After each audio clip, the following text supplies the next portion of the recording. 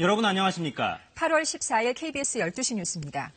오늘은 일본군 위안부 피해자 기림의 날입니다. 위안부 피해자는 이제 20명만 생존해 계십니다.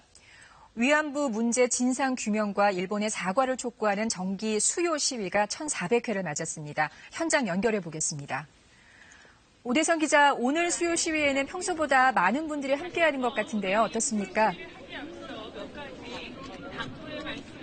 네, 일본군 성노예제 문제 해결을 위한 정기 수요 시위가 조금 전인 낮 12시부터 막 시작을 했습니다.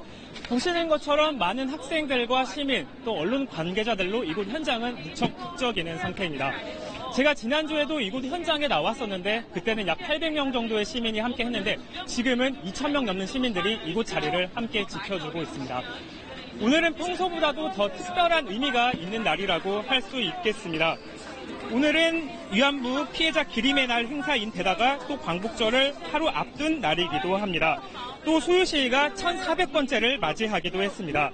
지난 1992년 1월 시작된 수요 시위가 세기를 넘겨서 28년째 계속되고 있는 건데요. 일본군 성노예제의 진상 규명과 진정한 사죄, 그리고 배상을 줄곧 한 목소리로 요구하고 있습니다. 오늘은 이곳뿐만 아니라 부산과 수원 등 국내 13개 도시와 호주, 뉴질랜드 등 해외 9개국 21개 도시에서도 연대 집회가 열려서 같은 목소리를 낼 예정입니다. 네, 우리가 김복동이다 이런 손팻말이 눈에 띕니다. 위안부 피해자를 기리는 정부 주관 기념행사도 오전에 있었죠? 네, 맞습니다. 오늘 오전 11시에 서울 용산구 백범 김구기념관에서 일본군 위안부 피해자 기림의 날 기념행사가 열렸습니다.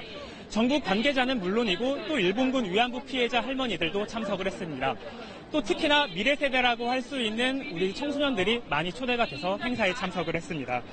8월 14일은 일본군 위안부 피해자인 고 김학순 할머니가 1991년 피해 사실을 처음으로 공개 증언한 날입니다. 그래서 이날을 민간 차원에서는 지난 2012년부터 기념을 해왔고요.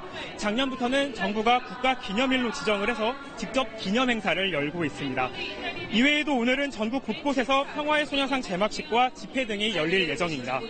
현재까지 정부에 등록된 위안부 피해자 할머니는 240명 중에서 이 가운데 생존자는 20명밖에 남지 않았습니다. 지금까지 서울 종로구 옛 일본 대사관 앞에서 KBS 뉴스 오대성입니다.